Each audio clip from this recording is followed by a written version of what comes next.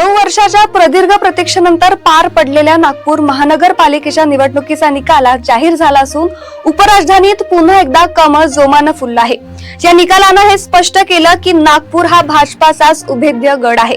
तब्बल 9 वर्षांनंतर झालेल्या या चुरशीच्या निवडणुकीत भाजपानं विरोधकांचा अक्षरशः धुळदाण उडवला आहे। या विजयामुळे नागपूर महापालिकेचा भाजपाचा 75% अधिक जागांवर एकहाती अंमल प्रस्थापित झाला आहे। शहरातील विकास कामे आणि ज्येष्ठ नेत्यांच्या नेतृत्वावर जनतेनं पुन्हा एकदा विश्वास दाखवल्याचं या आकड्यांवरून स्पष्ट होत आहे। भाजपाच्या या महाविजयामुळे शहरात ठिकठिकाणी फटाक्यांची आतिषबाजी आणि गुलालाची उधळण पाहायला मिळत आहे। आता सर्वांच्याच नजरा लागल्या आहेत त्या नागपूरच्या पुढच्या प्रथम नागरिक म्हणजेच नागपूरच्या महापौर पदाकडे। अधिक बहुमत मिळाल्यामुळे भारतीय जनता पक्ष कोणाच्या गळ्यात महापौराची माळ घालणार याची चर्चा रंगत आहे। नागपूर महानगरपालिकेच्या निवडणुकीत भारतीय जनता पक्षाने घसघशीत यश मिळवत शहराच्या राजकारणावर आपले वर्चस्व पुन्हा एकदा सिद्ध केले आहे। या निवडणुकीत भाजपला 105 पेक्षा अधिक जागा मिळाल्याने महापौर पद भाजपच्याच खात्यात जाणार यात आता कोणतीही शंका उरलेली नाही।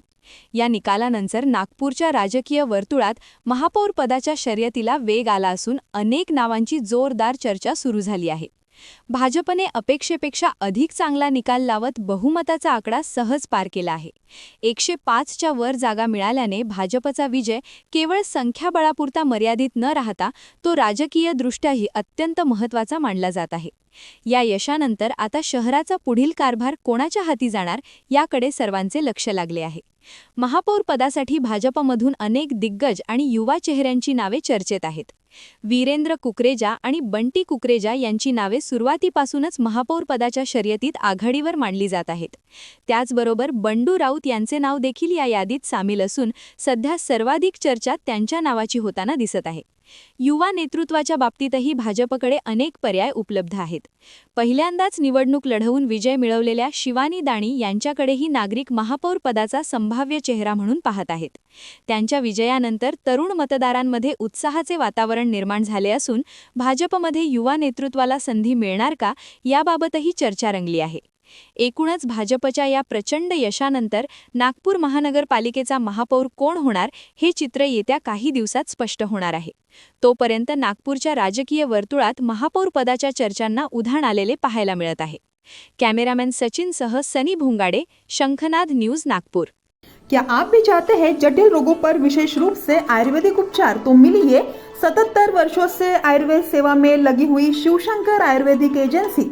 अनुभवी वैद्य डॉक्टर, सभी प्रसिद्ध कंपनियों की दवाइयाँ और सभी प्रकार की जड़ी बूटियों और रोग प्रतिकारक शक्ति बढ़ाने के लिए कई प्रकार की दवाइयाँ प्राप्त करने का एकमात्र विश्वसनीय स्थान। हमारे यहाँ सभी प्रतिष्ठित कंपनियों की दवाइयाँ उपलब्ध है। समय सुबह 10 बजे से रात 9 बजे तक, तो फिर इंतजार किस बात का। महाजन मार्केट के पास, टेम्पल बाजार रोड, सीताबर्डी, नागपुर। 8605245080 9112079000।